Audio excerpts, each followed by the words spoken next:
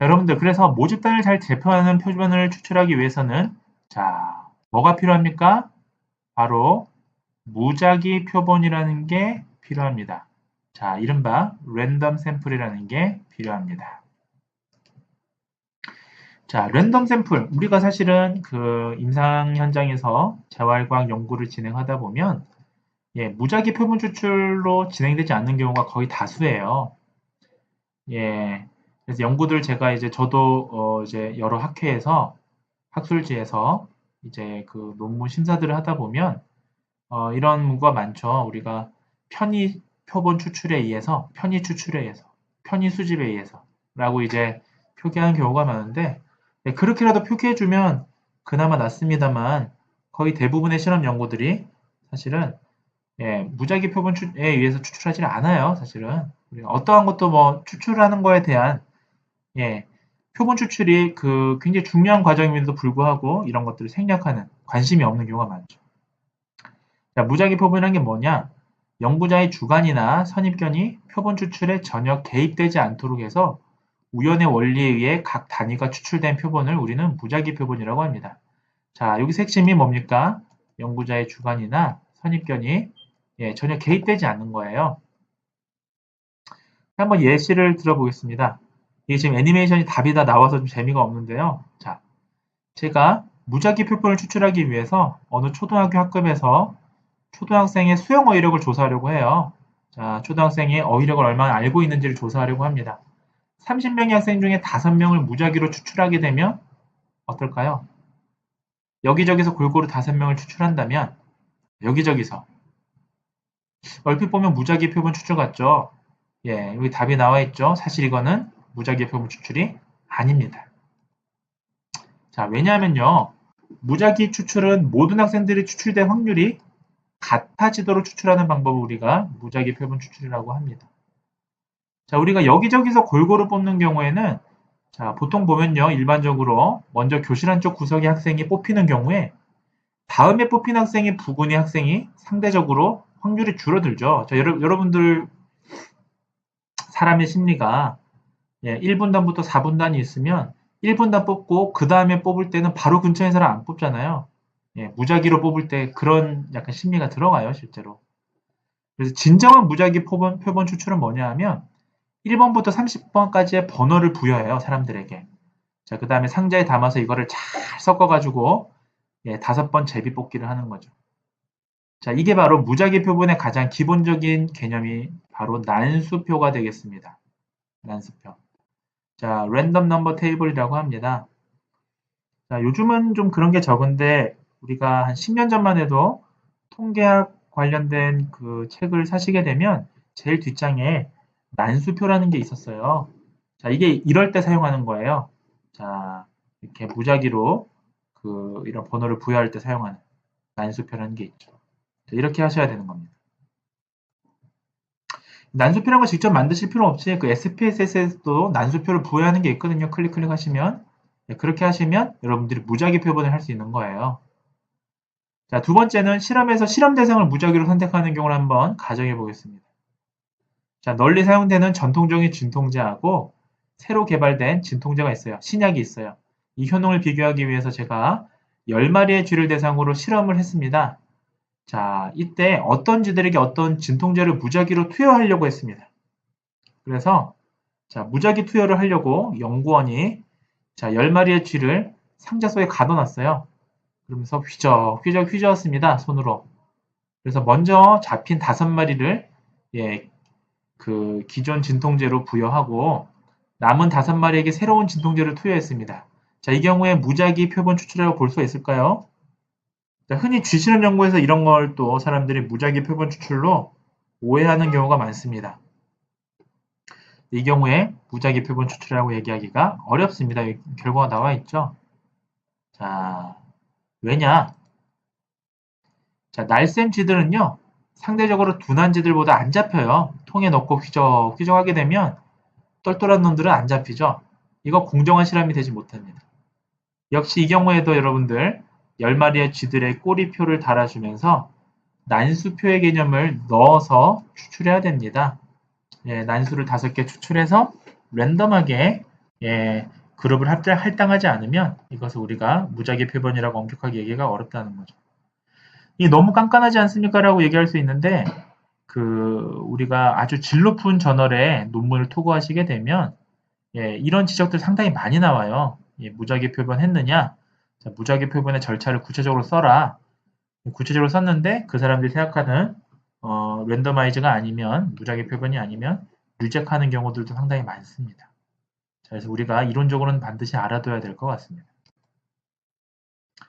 자, 그럼 이미 추출이라고 하는 랜덤 샘플이라는 게 뭐냐? 자, 한번 다시 한번 보시죠. 우리는 사실 모집단이라고 하는 인구 집단을 해서 랜더마이즈, 임의로 사람을 추출해서 이를 표본으로 삼아서 이 자료를 가지고 분석해서 결국 이 분석된 결과값이 모집단의 특성을 추정할 것이다라고 우리가 연구자들은 해석하지 않습니까? 예컨대 제가 음성질환, 후두질환 환자 3,000명을 대상으로 흡연과 후두질환의 관계를 보고 싶다 했을 때 제가 모집한 3,000명이 우리나라 인구 5천만 명을 대표할 수 있다면 예, 우리는 이 3,000명을 이미 추출해서 이 표본을 가지고 예, 흡연과의 관련성을 분석해서 만약에 이제 흡연을 할수록 후두질환에 걸릴 가능성이 높더라라는 게 밝혀진다면 결국 이거를 모집단 특성으로 확대하는 거죠. 그래서 흡연을 하면 예, 위험하다라고 제 연구에서만 이런 게 아니라 우리 일반적으로 흡연을 하면 위험하다라고 이렇게 해석을 하는 거예요. 따라서 우리가 객관적인 절차가 무시된 실험이나 조사를 통해 얻어진 데이터를 가지고는 아무리 통계 분석을 잘한다고 할지라도 객관적인 결론을 내릴 수가 없습니다. 따라서 우리가 실제 모집단과 표현된 표본이 아닌 객관적으로 받아들일 수 있는 표본을 무작위로 추출한 일에 각별한 주의를 기울여야 할 것입니다. 그래서 저는 참 이 표본 추출을 어떻게 하느냐가 결국 좀 고급 통계에서의 또 질 높은 연구를 하는 아주 중요한 방법의 시작이 아닐까라고 생각을 합니다. 자, 좋습니다. 자, 무작위 표본 과정에 대한 예시를 좀 몇 가지 보여드리겠습니다. 자, 이거 제가 옛날에 했던 연구에 대한 연구 대상 소개인데요. 자, 보시면 전체 조사에서 표본 추출은 서울, 광역시, 경기, 충청, 전남 및 제주, 경상 및 강원의 11개 지역을 중심으로 자, 연령대별 인구 비율을 변수로 사용하여 29개 층을 구성하고 각 층의 모집단 수에 비례하도록 비례계통 추출법, 이 설명한 게 전부가 다 비례계통 추출법이라는 거예요. 으로 200개의 표본 조사구를 추출하여 2008년 전체 조사에서는 4,600가구에 12,528명을 대상으로 연구를 진행하였습니다라고 연구에서 제가 연구 대상을 소개할 때 이렇게 기술을 했었습니다. 과거 연구에서요. 자, 그래서 이 연구에서는 조사 대상 중에 건강설문조사와 이비인후 검사 설문을 완료한 3,632명을 검사해서 판정불가자 빼고 미검사자 15명을 제외해서 3,141명을 연구 대상으로 선정하였다라고 이렇게 구체적으로 쓴 거예요. 네. 이렇게 하면 결국은 제가 분석한 대상은 3,141명에 불과합니다만 실제로는 이 3,141명이 전체 대상자를 우리나라 전체 인구를 거의 대표한다라고 볼 수 있겠습니다. 이런 경우에는 무작위 표본 그 중에서도 비례계통 추출법에 의해서 추출된 아주 좋은 그런 자료라고 볼 수가 있겠습니다. 또 다른 연구에서 또 예시를 보겠습니다. 이 연구는 이제 디멘시아라고 하는 치매 연구지에 이제 SCR급 연구지에 실렸던 연구인데요. 자, 사회경제학적 위험, 리스크 팩터들하고요. 노년에서의 인지장애, 치매라든지 MCI라든지 이런 사람들하고의 관련성을 보는 연구였습니다. 자, 한번 보실게요. 여기서도 보시면 45세 이상의 사람을 대상으로 했고요. 자, 그 다음에 자, 15개의 도시, 도나 시 단위의 도시들을 스트라타, 결국 층화해서 자, 어떻게 층화했느냐? 얼반, 도시냐, 루럴, 시골이냐에 따라서 층화해서 또 아파트에 사느냐 이런 거주 단위로 층화해서 이런 층화된 사람들을 대상으로 결국은 인구 집단에 맞게 예, 체계적으로 샘플링을 해서 결국은 6,171명의 가구가 조사가 되었고 예, 조사율이 81.5%였다. 그래서 이런 사람들을 대상으로 분석했다. 자, 최종적으로 4,155명을 조사했다라는 게 이제 이러한 연구 대상의 소개였습니다. 자, 어떻습니까? 이 경우에도 4,155명이라는 인구는 이 연구에서의 4,155명 수도 물론 많습니다만 이 우리나라 어떤 45세 이상의 성인 집단을 대표할 수 있는 대표성이 있는 거죠.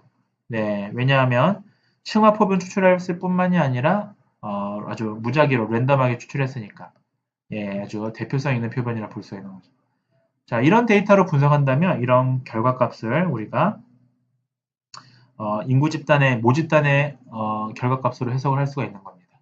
따라서 우리가 표본 추출 매우 중요하다고 말씀드릴 수가 있겠습니다.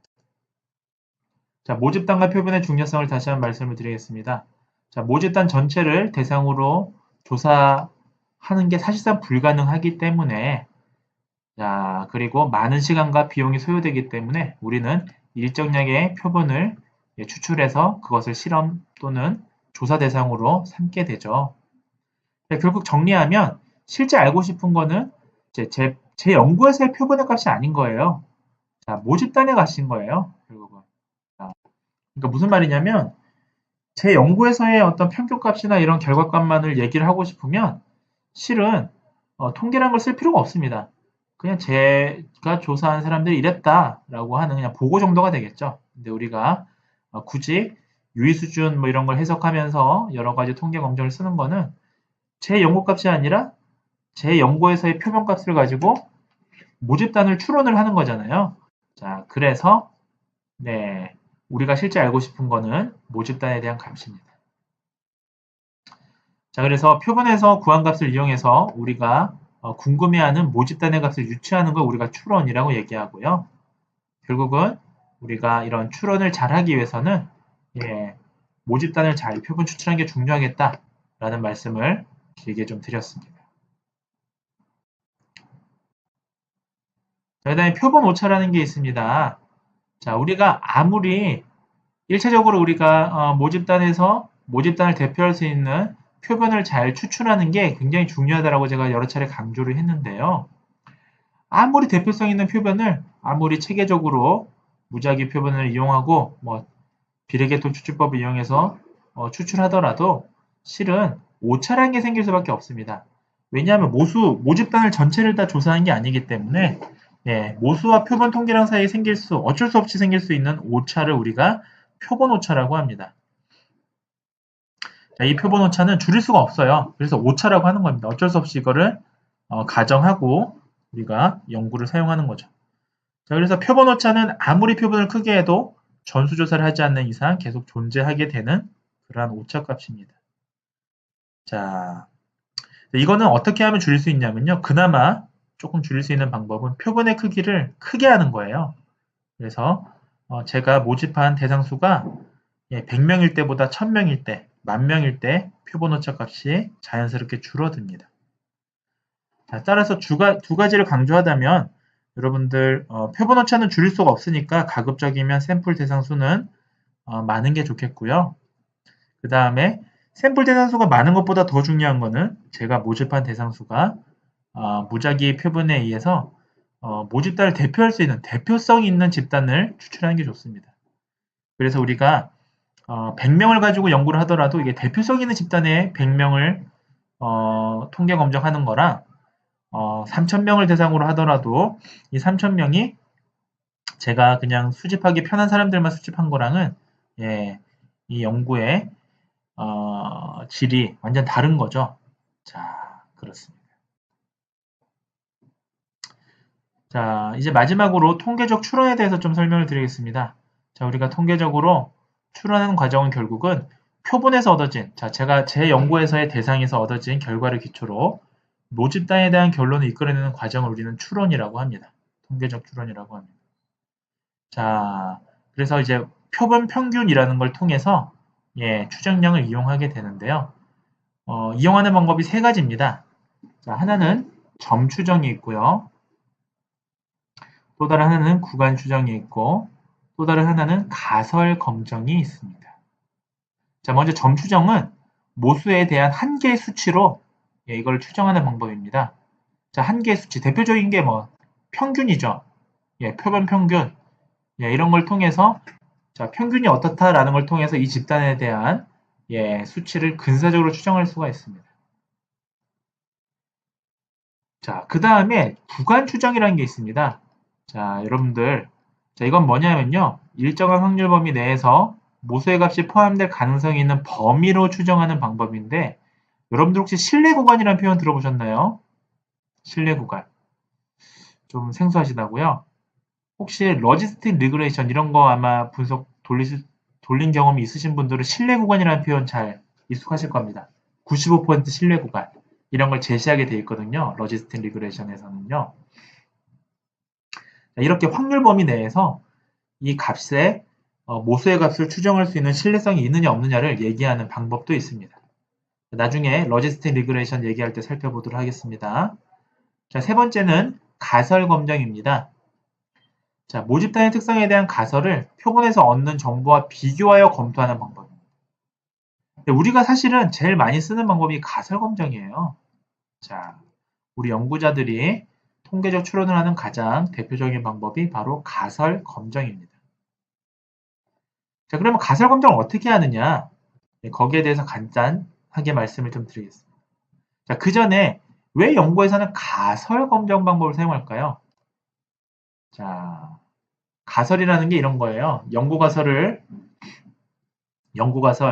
A 치료법이 후두 질환에 효과가 있다라는 연구가설이 있으면 연가설, 귀무가설이라는 걸 반대되는 가설 하나 만들어요.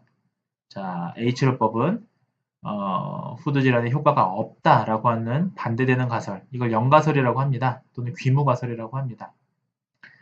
자, 이런 걸 해서 귀무가설이라는 거를 이 귀무가설이 틀렸다라는 걸 입증해서 제 연구의 가설을 입증하는 방법을 이용하는 걸 우리가 가설 검정 방법이라고 합니다. 자, 왜 이런 방법을 사용할까요? 이거랑 유사한 게 여러분들 법원에서 재판 기각하거나 유죄 판결할 때 이런 방법 씁니다.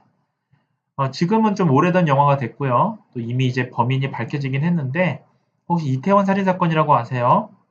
예, 90년대 후반에 그 홍익대학교 앞에 있는 그 햄버거 가게에서 그 미군에서 일하던 이 두 사람의 범인에 의해서 잔혹하게 살해된 대학생에 대한 사건입니다. 실제 사건이죠. 자, 두 사람의 범인이 있었는데 누가 범인인지 알 수가 없어요. 두 사람 다 진실을 얘기하고 있지 않습니다. 자, 그 경우에 범인을 그래서 이 영화가 나온 시점에서는 못 잡았죠. 범인을 못 잡았었어요. 자, 왜 범인을 못 잡았습니까?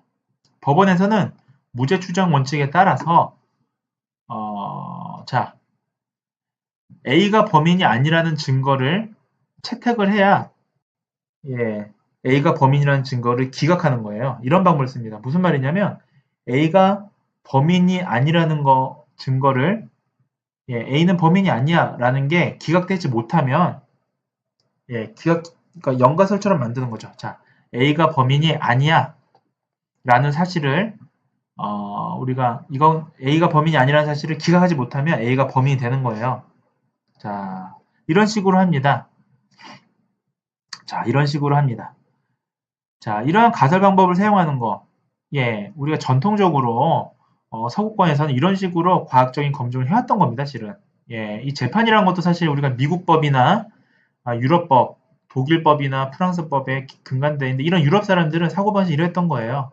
그래서 A라는 주장을 받아들이기 위해서는 A가 틀렸다라는 걸 기각시키면 된다.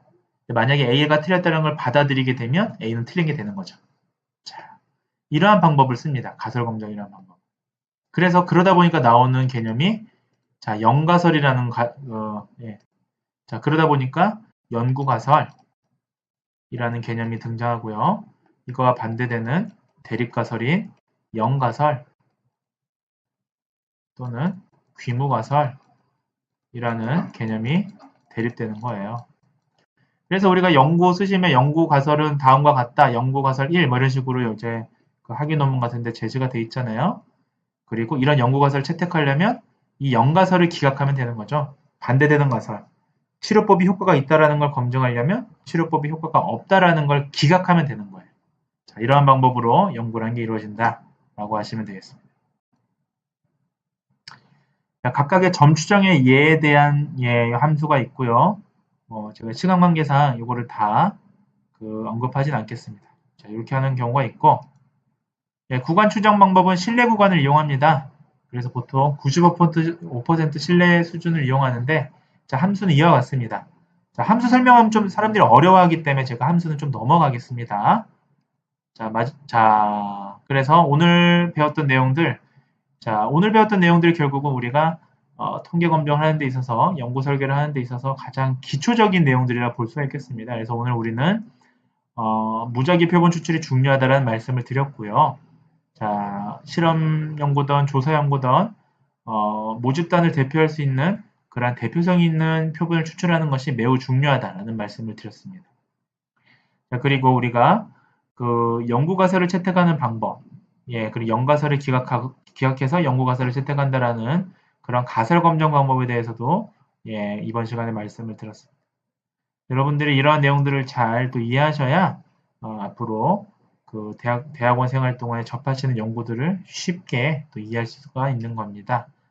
자, 이상 경청해 주셔서 감사합니다. 자, 그러면 오늘 수업 여기까지 들으시고요. 이어서 다음 시간에 또 즐거운 또 수업으로 만나 뵙도록 하겠습니다. 자, 경청해 주셔서 감사합니다.